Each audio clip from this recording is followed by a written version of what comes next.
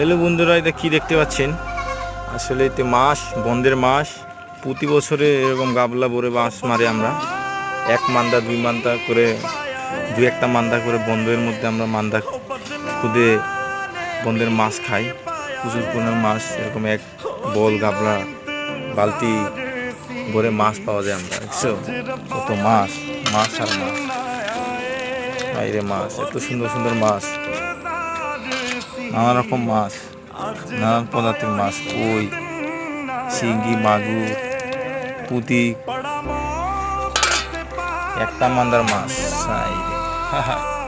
এই যেদিকেও মাছ, একটা মান্দা, এত বড় মান্দা না, 4 ফিট সাইজ, দৈর্ঘ্য 6 ফিট। কত মাছ, আর এদিকেও মাছ, এই যে মাছ এখানে